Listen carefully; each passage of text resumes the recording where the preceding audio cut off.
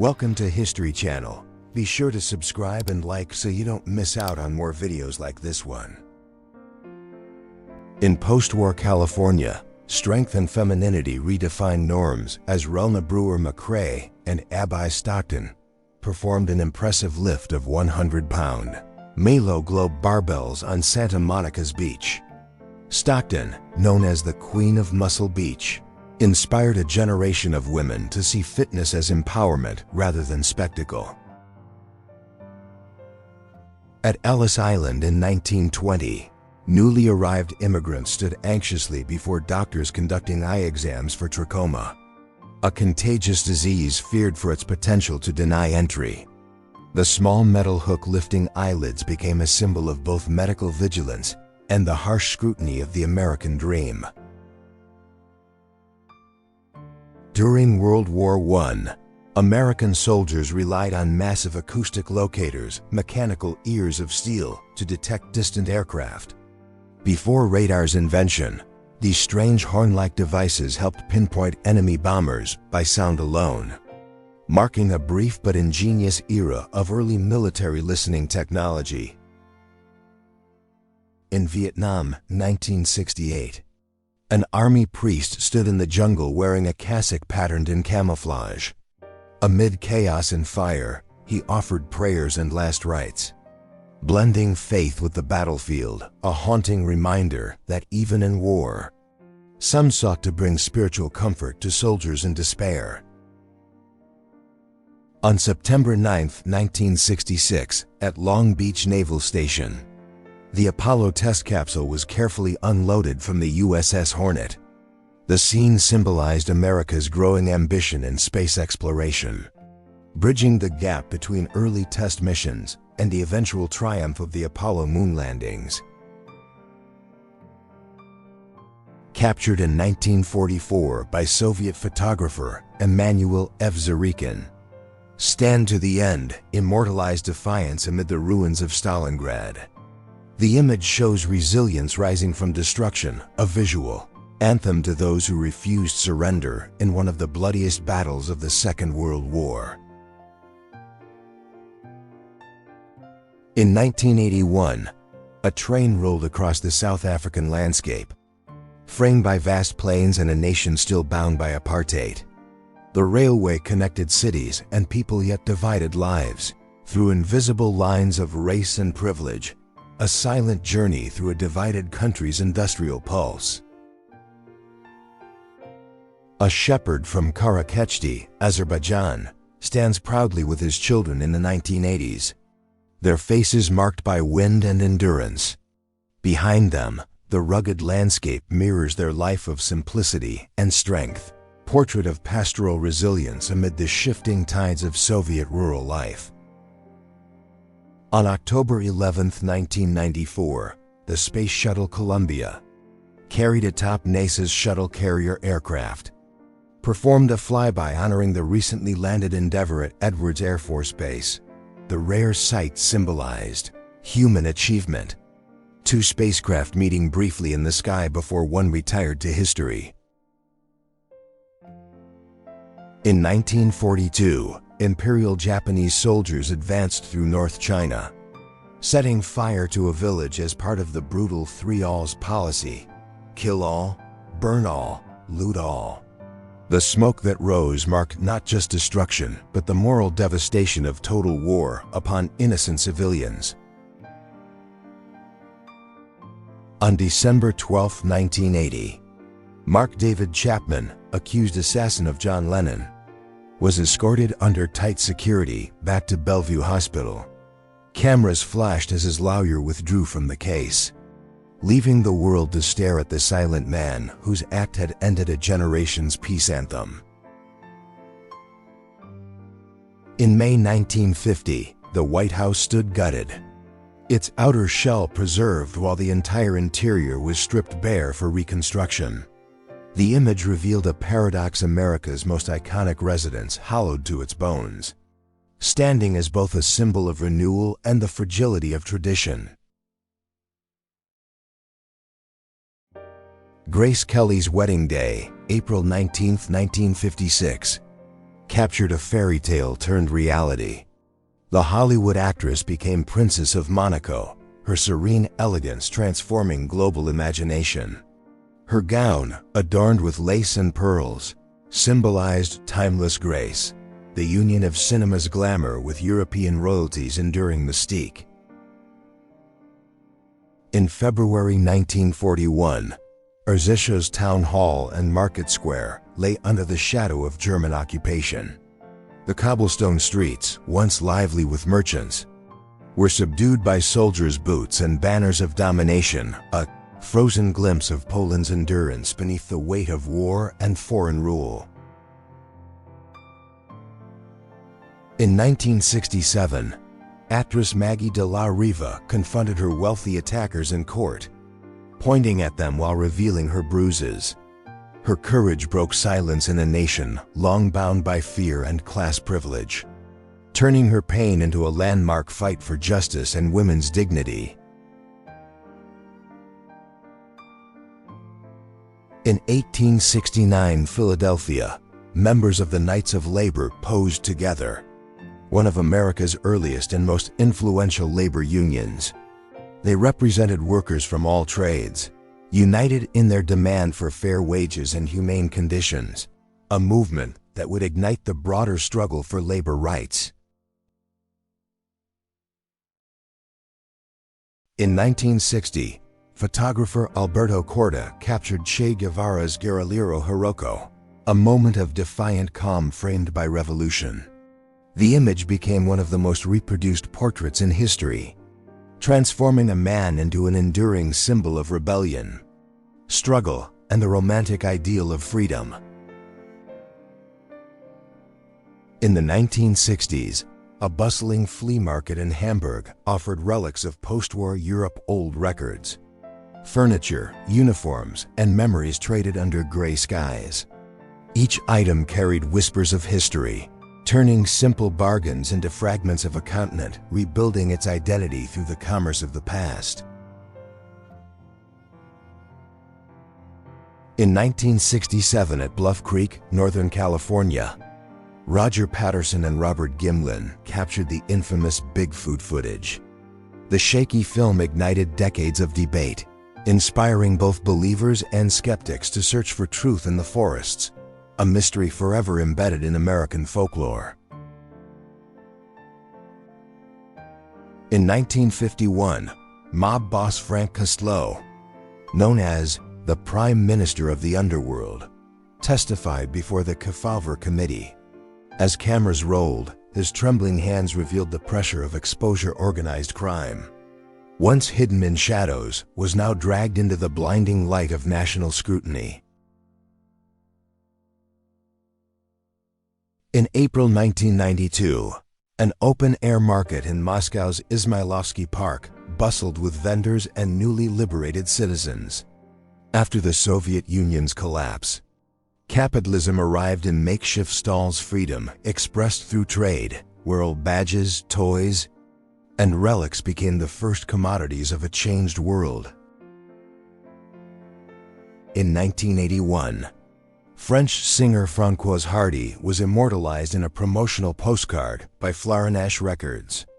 Her calm elegance, framed by minimalist style, embodied a new wave of European chic music and fashion, blending seamlessly into the cool, introspective aesthetic that defined a generation of modern icons. In late 1916, Austro-Hungarian river monitors engaged Romanian forces along the Danube. These armored vessels, part warship and part floating fortress, thundered across the river's surface. Their battles echoed through Europe's waterways, symbolizing a fading empire's struggle to maintain dominance in the chaos of the Great War. In May 1939, twin sisters peered from a porthole aboard the SS St. Louis. A Jewish refugee ship denied entry to Cuba and the United States. Their hopeful faces pressed to the glass became a haunting image of humanity turned away on the eve of the Holocaust. In 1917, John Spears, leader of the Green Corn Rebellion, set for his mugshot a defiant farmer turned rebel. He and hundreds of poor, multiracial Oklahomans had risen against U's involvement in World War I. Their failed march marked one of America's forgotten uprisings against war and inequality. In 1944, Estonian volunteers fighting alongside Finnish forces on the Karelian Isthmus displayed quiet defiance. One soldier painted flowers on his helmet, another bore the Estonian tricolor.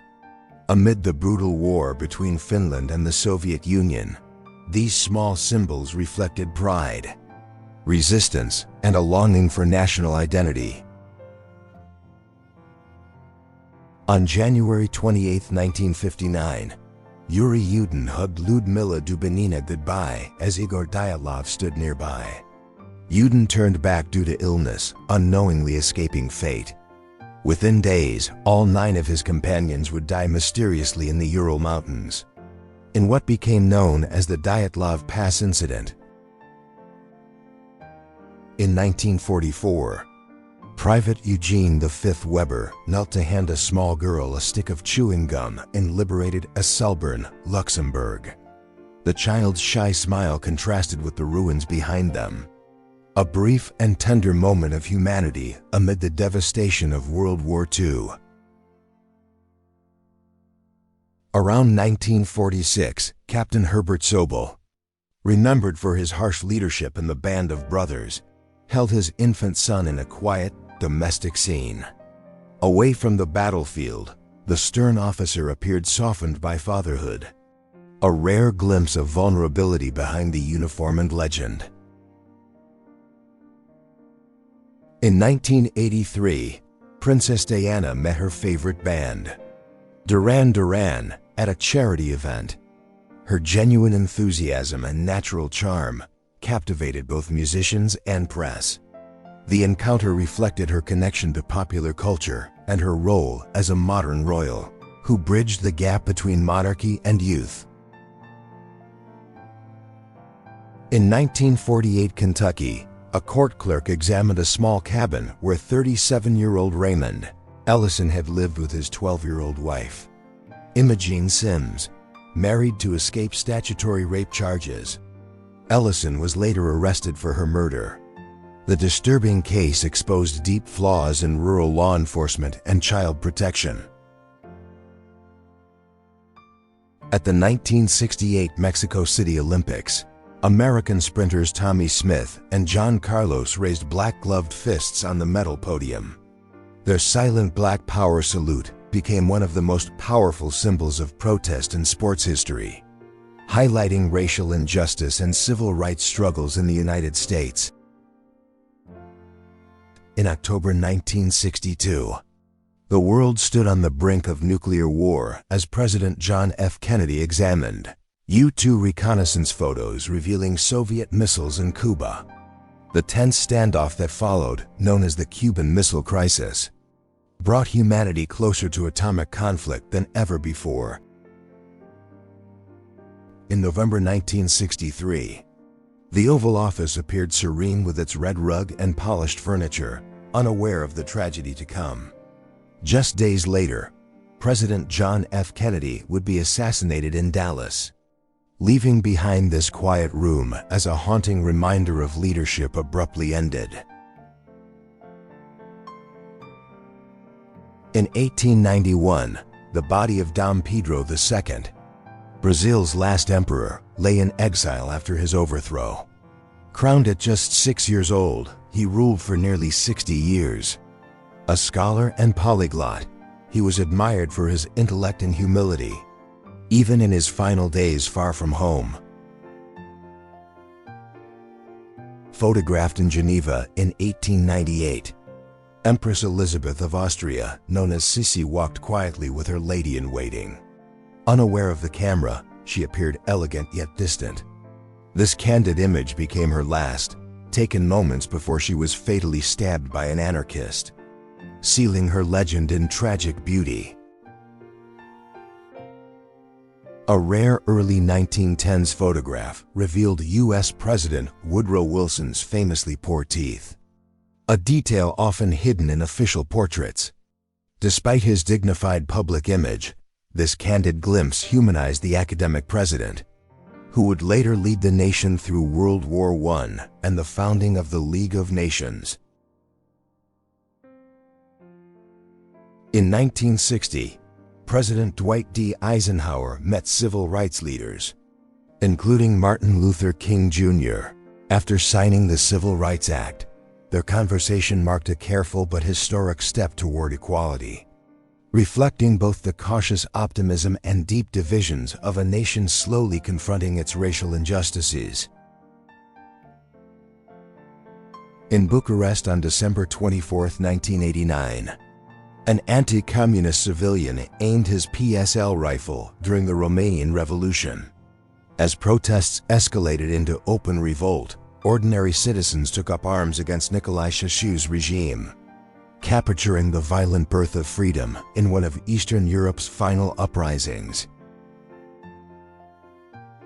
In 1935 Boston, Maurice Mo Burke stood at the crossroads of intellect and intrigue, lawyer, baseball catcher, and secret World War II spy. Fluent in several languages, Burke gathered intelligence in Europe for the U.S. government, becoming one of the most enigmatic figures in American sports history. In 1953, an Estonian female guerrilla washed clothes by a forest stream, her rifle resting nearby. Living in hiding from Soviet authorities, these forest brothers symbolized defiance long after the war's end. Her quiet routine revealed the endurance of those who fought occupation through daily survival. On October 15, 1969, students across America marched against the Vietnam War, carrying signs and chanting for peace. They filled city streets and college campuses. The movement reflected a generation's growing disillusionment with authority, uniting millions in one of the largest demonstrations in U.S. history. In 1920, Warren G. Harding, freshly chosen as the Republican presidential nominee, stood with a tuba in hand. The image, lighthearted and unusual, contrasted sharply with the solemnity of politics, showing a rare moment of humor before he rose to the presidency during America's post-war decade. On December 1959, the leaders of France, Britain, West Germany, and the United States gathered in Paris for the Four-Power Summit. De Gaulle, Macmillan, Adenauer, and Eisenhower symbolized post-war unity amid Cold War tension, shaping Europe's fragile balance between peace, power, and ideological division. In 1944, Lieutenant R.F. Snuffy Smith of the 39th Fighter Squadron posed beside his P-38 Lightning, Japanese Sandman II. The decorated pilot's aircraft bore victory markings from the Pacific Theater, embodying the daring spirit of American airmen who fought fierce battles in the skies over World War II.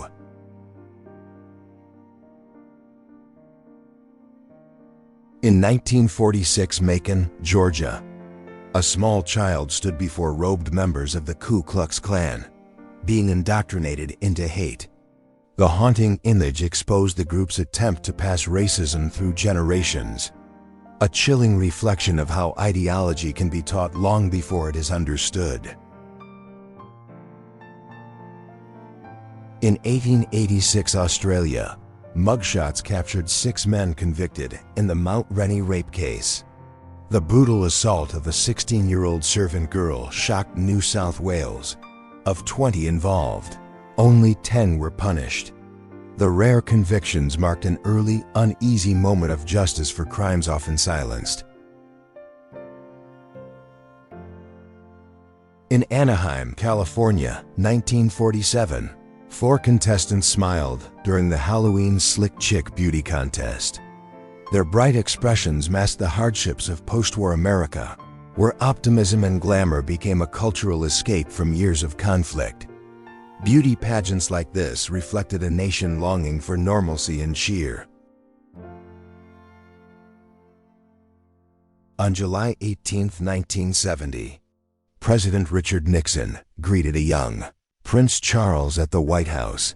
The meeting symbolized enduring ties between the United States and the British monarchy, capturing a moment of cordial diplomacy during an era otherwise marked by global protests and political tension. In October 1948, the industrial town of Donora, Pennsylvania, was shrouded in a toxic smog later called the death fog. 26 people died and thousands fell ill. The disaster exposed the deadly consequences of unchecked pollution, becoming a turning point in America's environmental awareness and clean air movement.